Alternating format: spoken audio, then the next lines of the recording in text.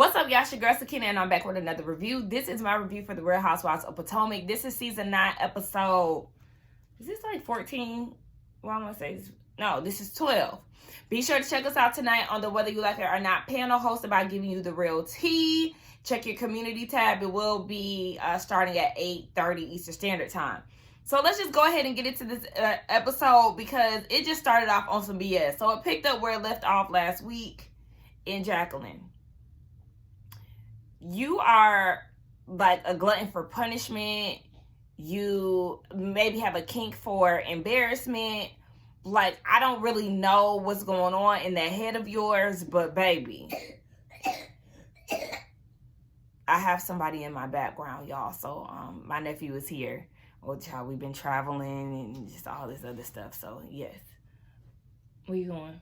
I'm going to get tissue. Okay. So yes, the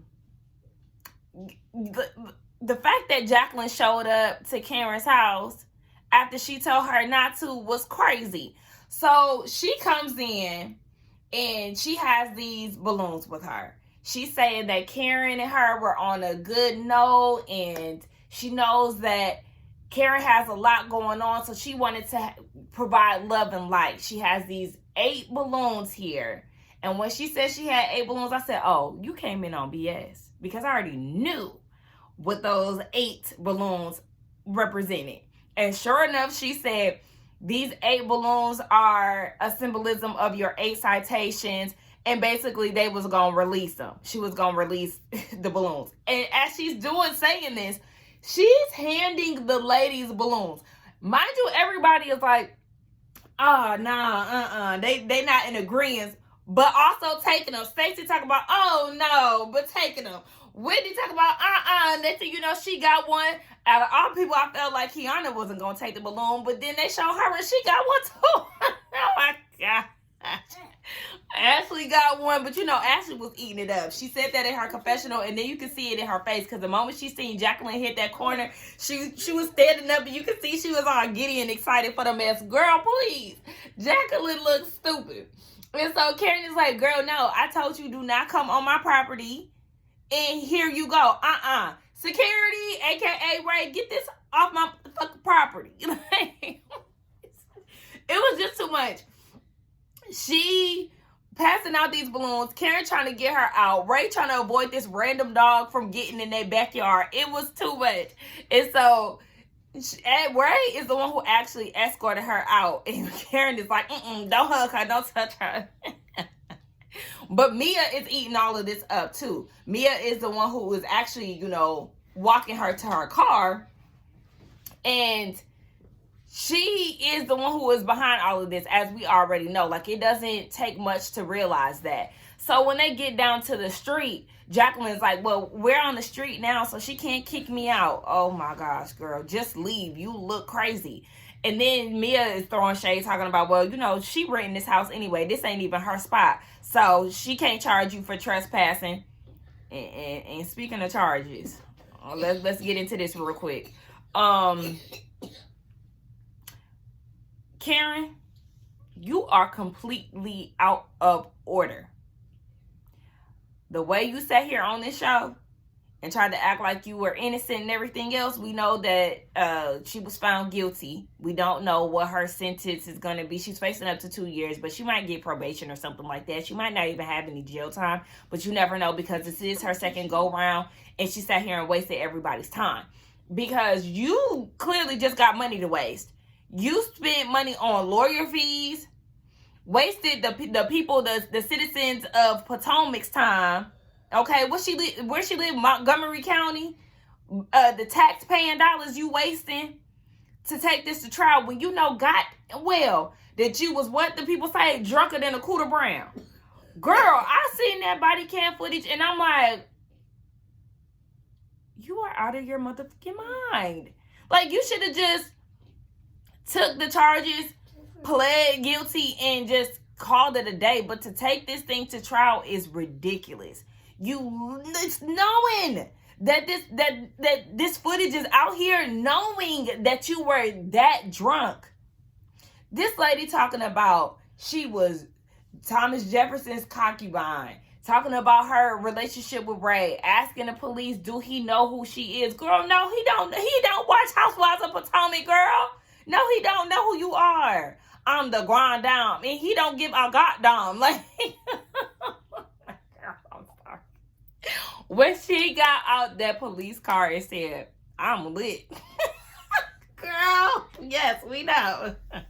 We know. But in all seriousness, I was like, wow. We all knew she was playing in our face when it come down to, you know, how she is acting on the show. Huh? Yeah, but the way that she was acting on this show, and, you know, the truth will come out, and you want to see who your soldiers are, who's standing 10 toes by you and all this stuff. Girl, doing all of that knowing damn well you was drunk. Like, you crashed into a car. Crashed into a tree. Your car caught on fire. You had all these other things against you. Your car not being registered and everything else. And you sitting here acting like you just this innocent person, and whatever is out on the blogs is a lie.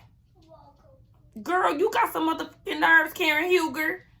So, yes. And then when they say that Mia has the most to answer to at the reunion, it's really Karen. Mia, you run her up, boo, but it's really Karen. Like, all this BS, this facade, and I will say, Sharice, we owe you an apology, girl, because, I'm not going to say I ever doubted what she said 100%. I do feel like she was, you know, sprinkling a little sauce on it, but I'm looking at them videos and I'm like, yeah, you got a drinking problem, especially because this is your second DUI. And then on top of that, they have already been saying throughout the seasons that you get drunk and you call people and you be saying whatever, you know, spilling your tea. And we already know, everybody already knows, a drunk mind speaks sober thoughts. So, girl, you got a lot to unpack. We know that we're not going to get the answers that we want out of you at the reunion. And if you don't show up at the reunion, then I really know something. If she does not show up to the reunion, she don't need to be on the show anymore, of course. And she needs to just stand in her situation. Like, girl, stand in it, own up to what you did, and move on. And if you would have did that earlier on in the season, then you wouldn't even have to be going through all of this. But, girl, the same way Shannon came and stood in her stuff and everybody else, you need to do the same as grand dame. Like, that's what happens when you try to build up these personalities and these characters that really isn't who you are. Girl, you got to put in that extra work. And now your slip has really shown, and we know how you really get down, girl. So, yeah. Karen, girl, out here faking it till you make it. Anyway, so Mia goes back to the party, and I really feel like Mia should have been kicked out with Jaqueline because, girl, you put her up to this. You distracted me and the people. Okay, if you're gonna sit down, then you need to sit down. If not, you're gonna have to get out. Okay. So, yeah, her and Karen is going back and forth and everything. And Stacey was like, okay, answer that and go in there, boo. Okay. Thank you. So, yeah, they're going back and forth. And Karen is like, girl, I don't have you to do. And Stacey's like, girl, I don't even know why we got these balloons.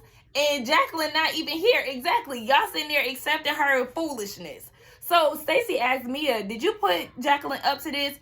We already know Mia be lying. Oh, yeah, she was in the neighborhood and said that she wanted to stop by and I wasn't going to stop her. Girl, all of this was premeditated, okay? Because Jaqueline goes down to Party City.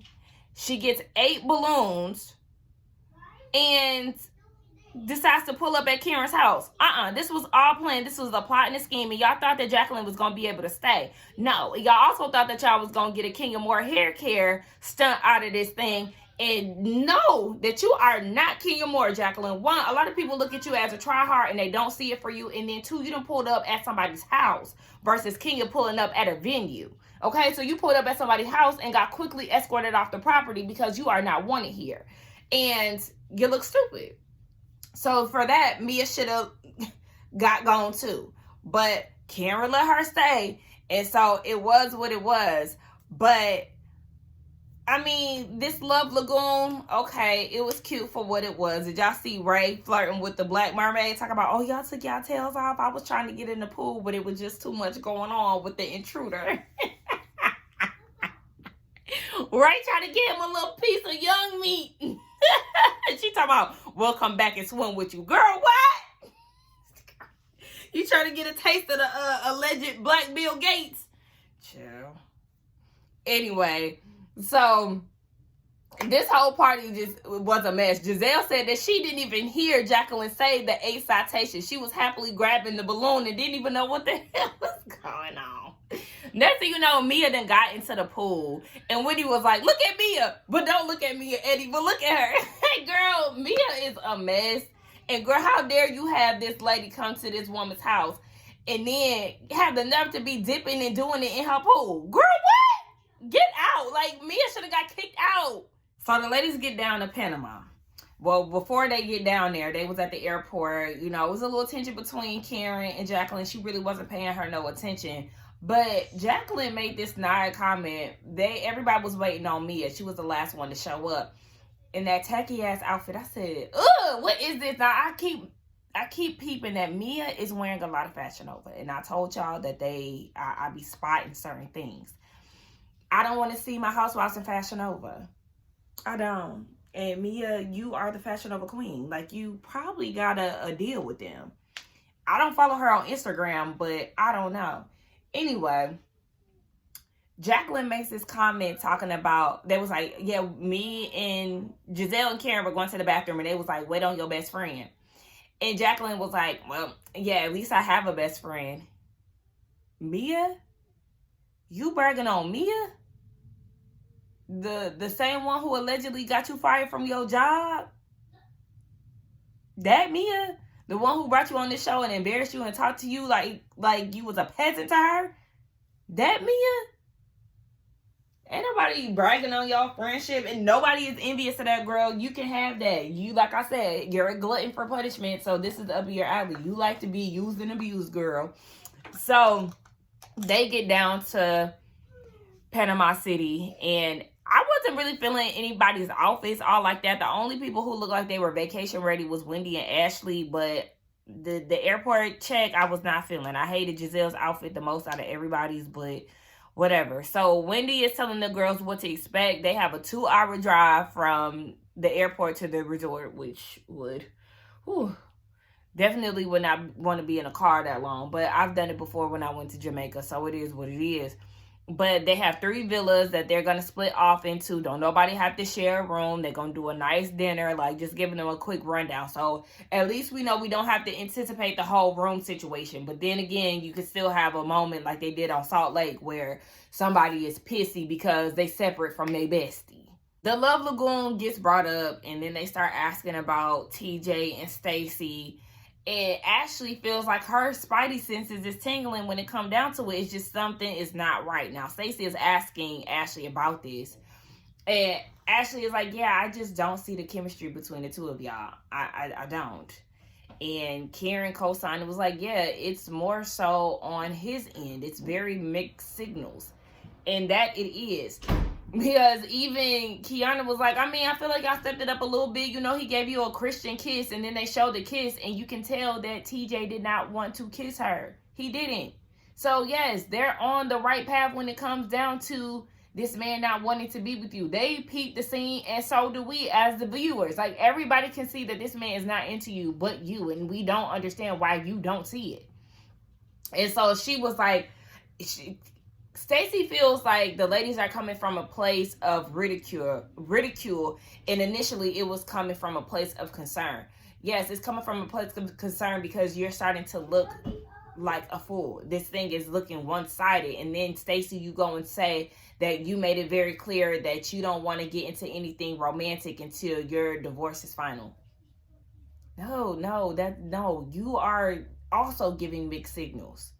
You definitely said, and I'm glad that Karen called her out on this. Initially, you did say that, you know, you loved him and everything else. It was very much so on the my man path.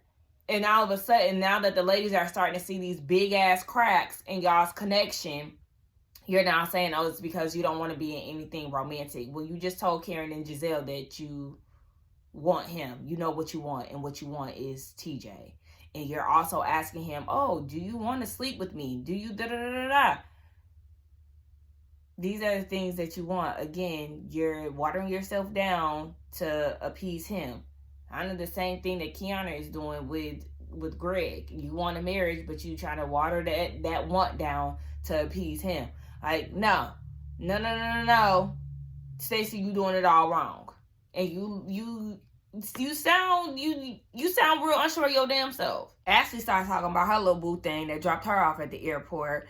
And Mia gave a speech or whatever, talking about she was so proud of the mothers and all this stuff, but whatever. So Ashley, was talking about her little boo thing and how they spending a lot of time together and how she really liked him. She hasn't liked anybody this much since Michael.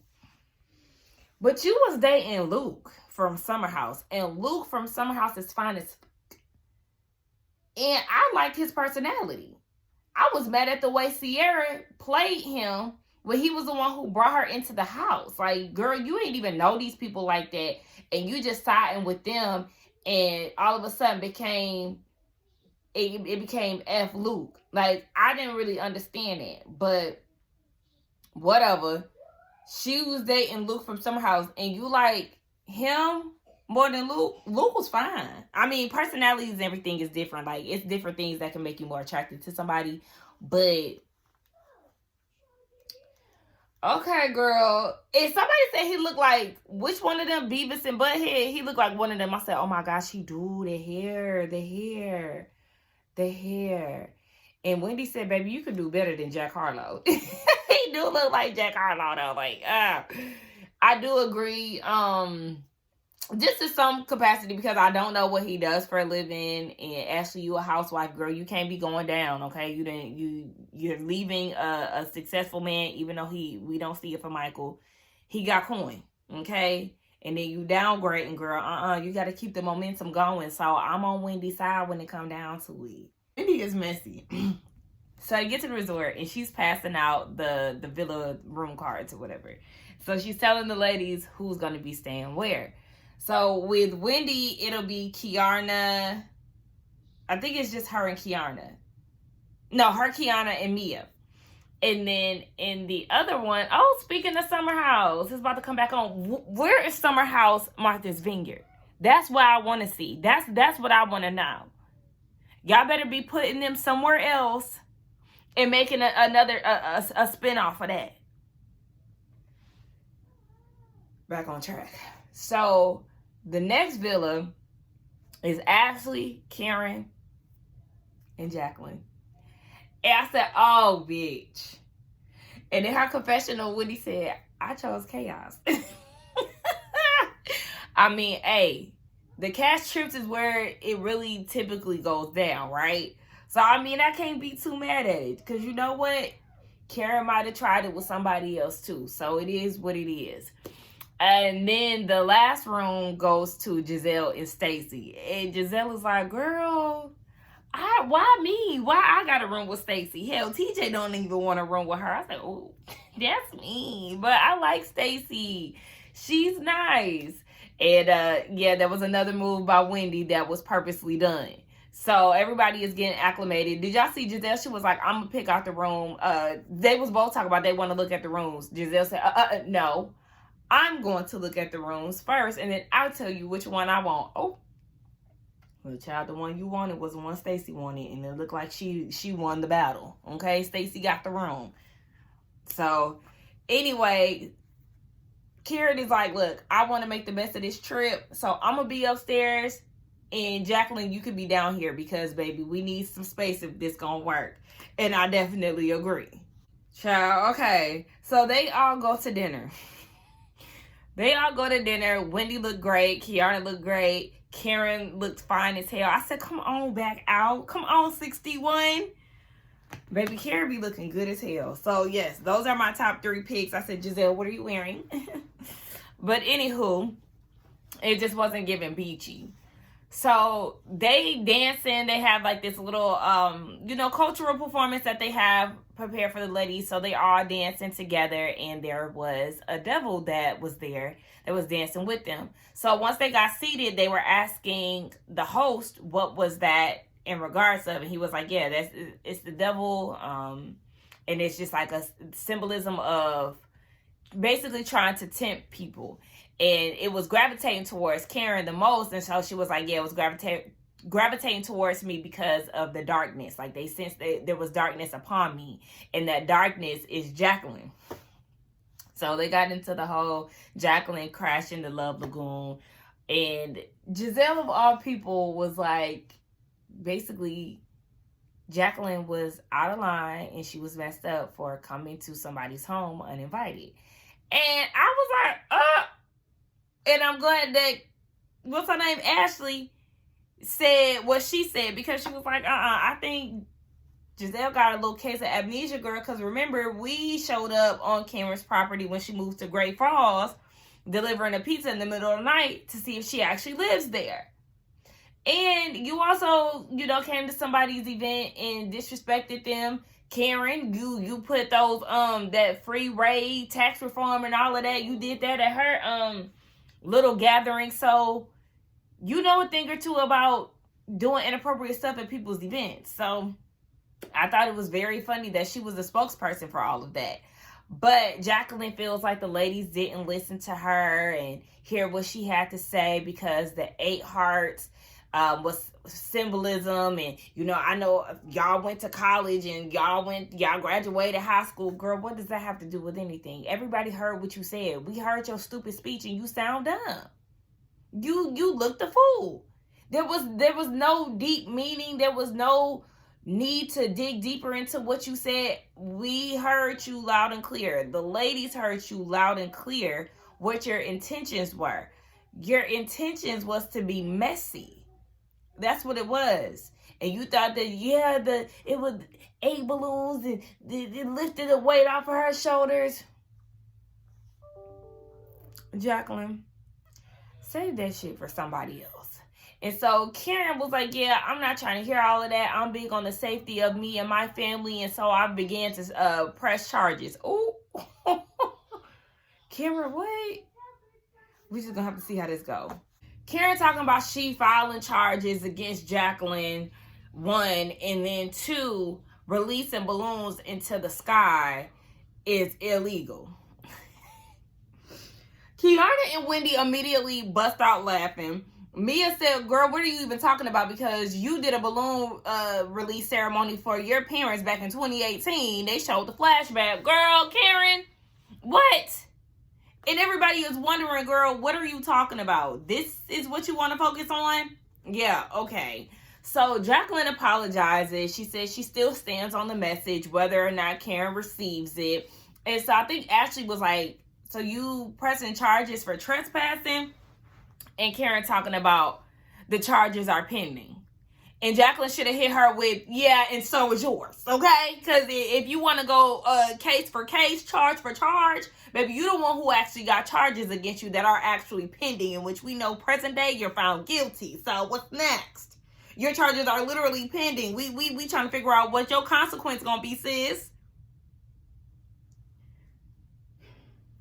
Baby, and y'all can use that little read for the reunion, whatever. So then they go and pivot, and Giselle gives her attention towards Mia, and saying that Mia, because they were like, Mia, you are the one who put her up to it. You gave her the address, because Stacey was like, how did Jaqueline even know where Karen lived at?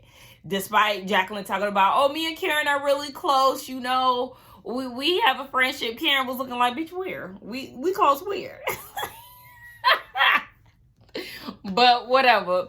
So yes, Giselle gets on Mia for saying what she said about her daughters. And Giselle was saying that she doesn't recognize Mia. This is the same Mia who tried to whack Wendy with her purse and throw a drink on her unprovoked. This is very on brand for her, but okay, yeah, you're seeing what you want to see, Giselle. But this isn't the person that she recognizes, I guess, because it's Mia coming for her. And she was like, yeah, you talking about my daughters, like that the kids are off limits. Again, kids are not off limits, especially when it comes down to you, because you tried to create a whole storyline about the paternity of Monique's child. That was you. You were the puppet master for that whole thing. But again, like Ashley said, she got some type of amnesia, baby. She done lost some of her memory. But yeah, she feels like that's not cool. Kids are off limits, and you feeling like I'm trying to paint my kids in this perfect light. It's because they are. So Mia doubled down on what she says. Yes, you told me in the DR that your kids was sneaking boys in the alleyways and blah, blah, blah. I was actually with Giselle when she said, baby, my kids' past don't look like yours, okay?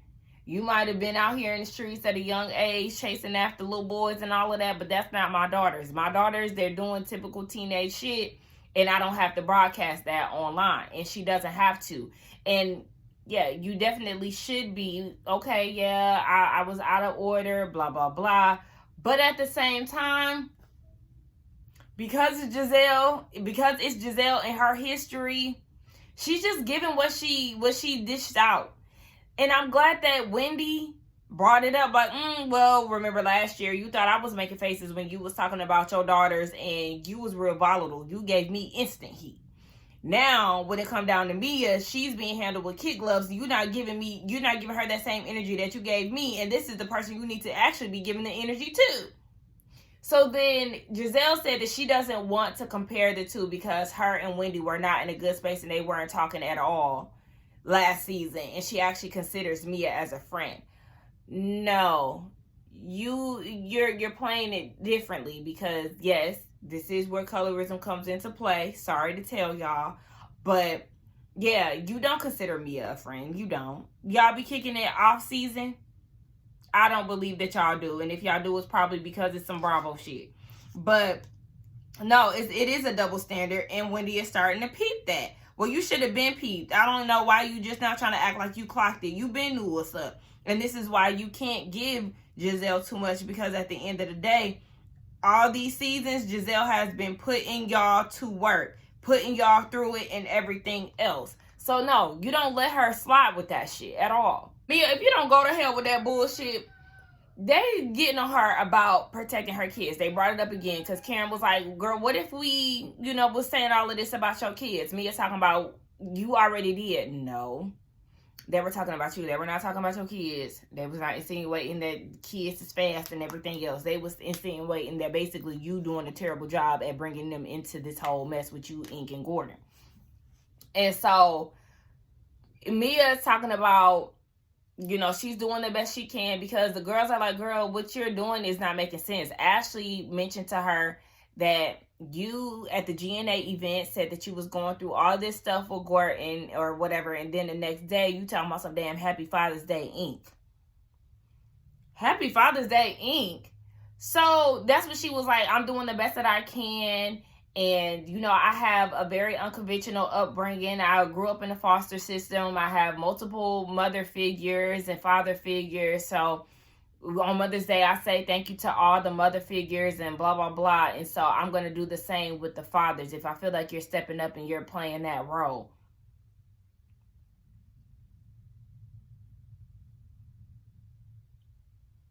Ink is not the father of your children. And just because he is taking trips with them, and just because he down at the pool with them, that's not the kid's dad. So you saying Happy Father's Day to him in regards to your kids, unless he got some kids that we don't know about, he might have some kids. I think he might.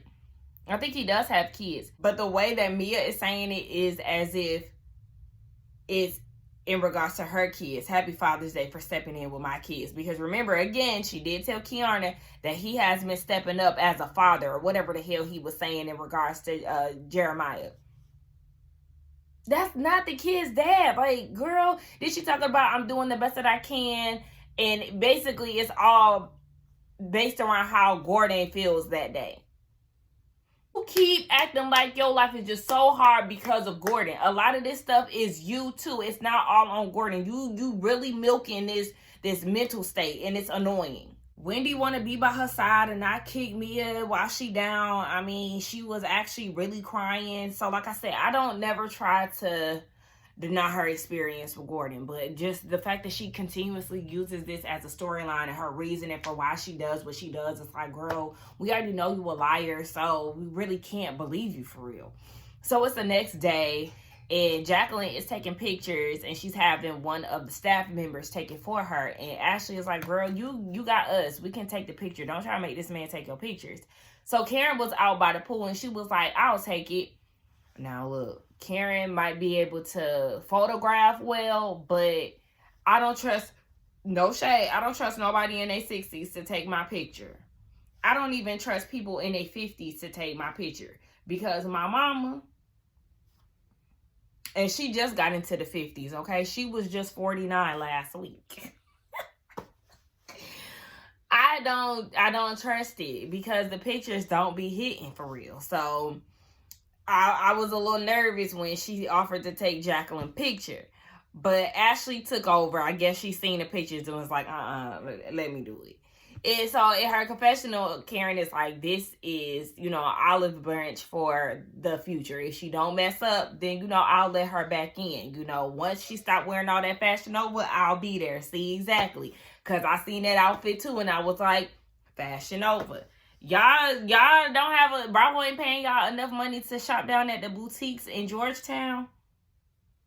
Like, something different. Because y'all shopping where we can shop is not sitting well with me. I mean, granted, she's not a housewife, but Mia is, and Mia be wearing Fashion Nova, and Ashley too. So anyway, all the ladies are eating. Jaqueline comes out and was like, oh, she want to join them. She was like, oh, there's not enough room for me. Let me go get a chair. And the way that they made that moment seem so awkward. Jaqueline, girl, they don't want you there. They don't want you there, girl. They don't want you. But Wendy comes out bearing gifts. She got them a bottle of rum, a Stanley cup, and all this stuff. And she was like, we're going to do rum tasting. And they were also going to do a dinner and something else. So everybody is wondering where Mia is. Jaqueline goes and checks on her. And she's on the phone with her mom. Because remember, she said earlier in the episode that a nanny was going to be taking care of the kids. She didn't say anything about Gordon. She just mentioned the nanny. So the nanny is watching the kids. And when she was on the phone with her mom, Gordon actually picked the kids up. I'm guessing, it sounds like from Jaqueline's house. Because remember, Jaqueline was the nanny for Mia's kids. Sounds like he picked the kids up from Jaqueline's house. And took them 4 hours away where their old nanny stays. And dropped them off there. And the nanny isn't answering the phone. So now Mia is panicking, trying to figure out what the hell is going on with Gordon and, most importantly, her kids. Do we believe this story? Don't know. But I don't know. I just don't really have it to give, honestly. I don't. So with that being said, that was the end of the episode. Let's get down in the comments and talk. Do not forget to like, comment, and subscribe to my channel. And I will see y'all later tonight for the Whether You Like It or Not panel. Bye.